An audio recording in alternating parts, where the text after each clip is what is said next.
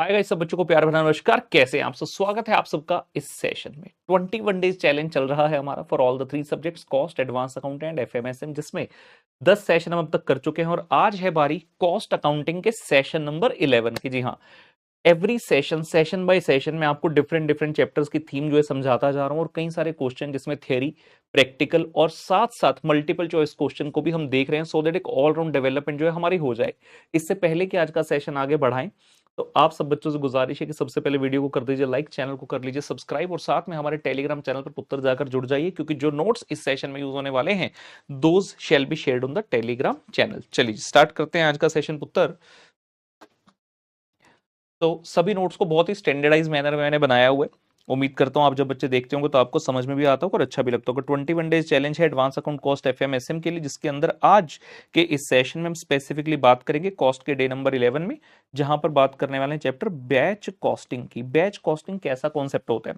We see a lot in manufacturing industry. होता क्या है जी, आप एक एंड से रॉ मटेरियल डालते हैं and from the other and the finish product comes into picture. अब बात है कि बीच में हो रही है प्रोसेसिंग। अगर आप single piece of raw material डाल रहे हैं और सिंगल आउटपुट आपके पास आ रहा है, मतलब एक बार में सिंगल आउटपुट आ रहा है, मेनली इस पर फोकस करते हैं, तो वहां पर बैच कॉस्टिंग नहीं होता, वहां पर हम बोलते हैं यूनिट कॉस्टिंग एक तरह से। लेकिन बैच कॉस्टिंग क्या कहते हैं कि एक ही बार में जब आप मैन्युफैक्चरिंग ऑपरेशंस कर रहे हैं, इफ इन वन गो, एक समय पर ही more than 1 unit of output are being produced, आप बैच के अंदर प्रोडक्शन कर रहे हैं, तो वहां पर जो फंडा लगता है वो बैच कॉस्टिंग का फंडा लगता है। अलग से बात करें इस चैप्टर के, अपने बहुत ज्यादा अलग से फंडे नहीं है।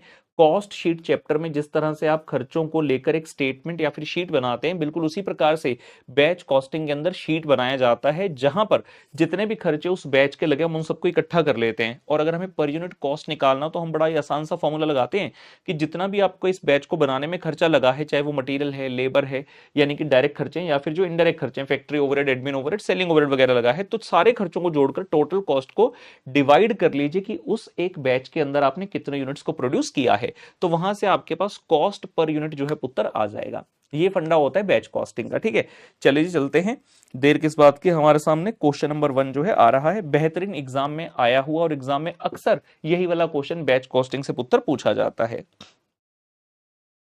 इससे पहले कि हम ये वाला क्वेश्चन करें, मैं आपको एक थ्योरी क्वेश्चन कराना चाहूंगा। ये भी एग्जाम में बड़ा पॉपुलर क्वेश्चन है जी। पूछा जाता है differentiate between the job and batch costing. हमने लास्ट सेशन के अंदर जॉब कॉस्टिंग की बात करी थी। कई बार लोग कंफ्यूज कर देते हैं जॉब और बैच कॉस्टिंग को, जबकि बिल्कुल अलग है। सबसे पहले देखते हैं जी मीनिंग। तो जॉब कॉस्टिंग क्या है? It's a method of costing use for the non standard and non repetitive product, जहां पर हर प्रोडक्ट अपने आप में एक अलग होता है, which are produced as per the customer specification against the specific order. तो जॉब कॉस्टिंग में तो आपको हर ऑर्डर एक नए ऑर्डर की तरह ट्रीट करना होता है, जबकि बैच कॉस्टिंग में होमोजीनियस प्रोडक्ट्स ही प्रोड्यूस होते हैं, एक जैसा प्रोडक्ट प्रोड्यूस होता है in a continuous production flow in the lots. Lots मतलब बैच के अंदर। जैसे कि अगर आप देखें, जब आप कोई मेडिसिन खरीदते हैं, मेडिसिन की स्ट्रिप, जो पत्ता आता है दवाई का, उसको देखते हैं, तो उसके पीछे जब आप इन्फॉर्मेशन देखते हैं तो लिखा होता है बैच नंबर। तो हर एक बैच को एक नंबर अलॉट किया जाता है। तो मेडिसिन तो बल्क में, सोचो ना, इतनी सारी बनेंगी, तो वो एक एक करके नहीं बनाएंगे, वो बल्क में बनाते हैं, और जो बैच नंबर असाइन होता है उस बैच का नाम जो है लिख दिया जाता है उस मेडिसिन के स्ट्रिप पर। दूसरा पॉइंट, कॉस्ट कैसे डिटरमिन होती है? कहते हैं डिटर्मिनेशन ऑफ कॉस्ट। तो जॉब के केस में तो cost is determined for each job, जबकि बैच के केस में cost is determined in aggregate for the entire batch. पूरे बैच के लिए आप कॉस्ट डिटरमाइन करते हैं और उसके बाद पर यूनिट पर आ सकते हैं। कैसे? Total cost of the batch divide by total units in that particular batch. उसके बाद अंतिम पॉइंट, एक डिफरेंस को और देख लेते हैं, नेचर ऑफ जॉब और प्रोडक्ट। तो जॉब जो होती है, एक जॉब दूसरे से अलग होती है, इंडिपेंडेंट होती है, मतलब हर जॉब अपने आप में यूनिक है। जबकि बैच कॉस्टिंग में ऐसा नहीं है। Products produced in a batch are homogeneous and they lack the individuality. मतलब हर प्रोडक्ट अपने आप में ऐसे यूनिक नहीं है, सारे एक जैसे हैं, ऑल आर होमोजीनियस। तो ये पॉइंट बनता है। तो एग्जाम में अगर क्वेश्चन आता है डिफरेंशिएशन का, तो आप ऐसे 2-3 पॉइंट लिखकर आ सकते हैं। काफी अच्छा पॉपुलर क्वेश्चन है, इसलिए मैंने साथ में नोट्स में डाल दिया और बता दिया आपको। आइए जी, तो हमारे सामने प्रैक्टिकल क्वेश्चन इंपॉर्टेंट है। क्वेश्चन के अंदर पुत्र, एक कंपनी है A limited which is a pharmaceutical company produces the vaccine for diseases like monkey pox, COVID and chicken pox. A distributor had given an order for 1600 monkey pox vaccine. तो हमारी company है A limited, हम दवाइयां बनाते थे, pharmaceutical company है। एक distributor है, उसने हमें बोला कि उसके लिए मंकी पॉक्स वैक्सीन बनानी है 1600। Company can produce 80 vaccine at a time. इसका मतलब क्या है 80 वैक्सीन एट अ टाइम? की एक बैच में, एक बार में आप 80 यूनिट बना सकते हो। और to process a batch of 80 monkeypox, 80 कैसे आया? भाई अगर 80 बनती हैं एक बार में तो 1600 बनाने के लिए कितने बैच लगेंगे? 1/80 गुना 1600, ठीक है ना? तो कितना आ गया आपके, कितने बैच बनेंगे? 20 बैचेस। 20 बैचेस, ये 80, सॉरी मैंने एक चीज गलत बोल दी यहाँ पर। To process a batch of 80, तो वो उसने बोला एक बार में 80 बनती है, तो एक बार में 80 बनाने का खर्चा बता रहे। सवाल ये उठता है हमें कितने बैच ऐसे लगाने होंगे, तो हमें 20 बैचेस में प्रोडक्शन करनी होगी। कहता है जी following cost would be incurred, क्या क्या कॉस्ट है ये देखिए। मटेरियल लगेगा 4250, ये पर बैच है, अ बैच।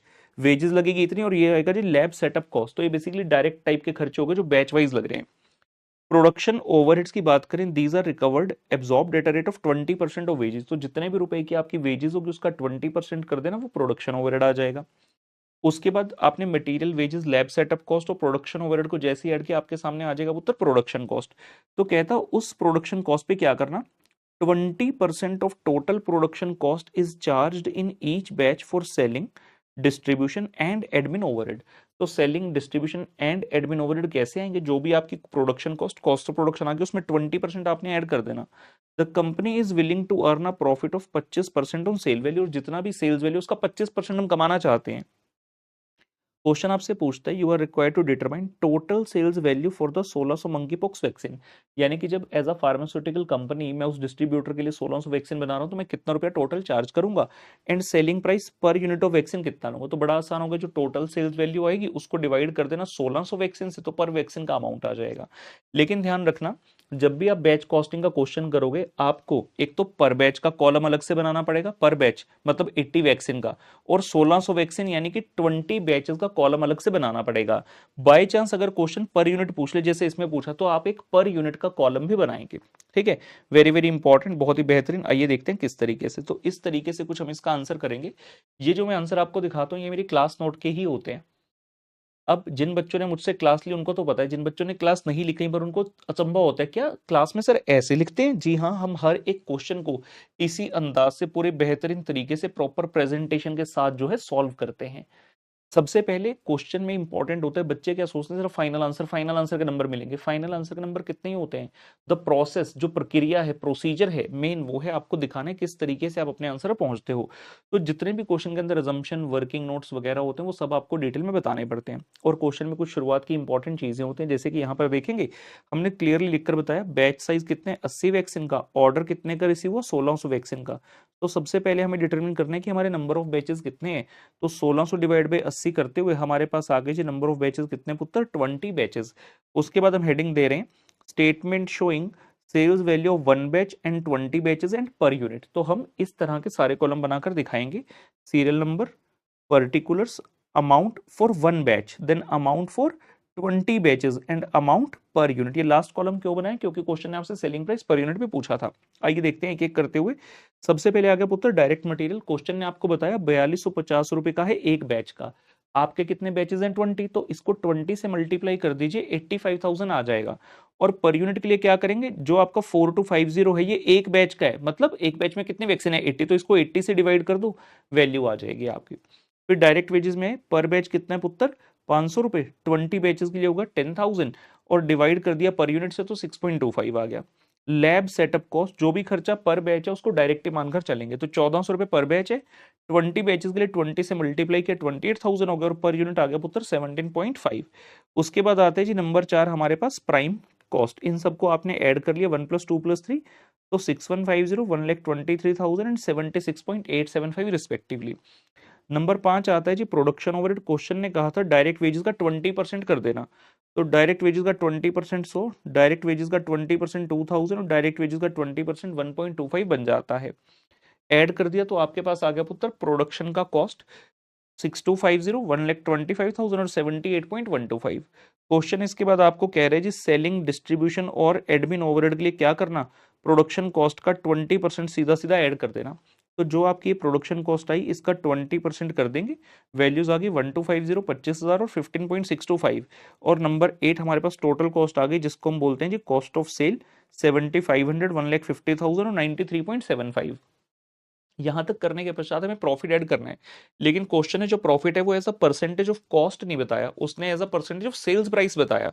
तो हम क्या करते हैं, वर्किंग नोट बना लेते हैं, जहां हम कह रहे हैं जी लेट सेलिंग प्राइस 100 है, उसने बोला प्रॉफिट जो है ना वो 25% है, तो प्रॉफिट हो गया 25, तो कॉस्ट कितना रह गया पुत्र, कॉस्ट प्राइस रह गया आपका 75, तो प्रॉफिट ऑन कॉस्ट प्राइस हो गया 25/75 यानी कि 1/3। तो जितना भी आपका कॉस्ट है इसके ऊपर 1/3 कर दीजिए, ये आपका प्रॉफिट आ जाएगा। तो पर बैच में 2500, पूरे आपके ऑर्डर में 50,000 और पर यूनिट आ गया 31.25।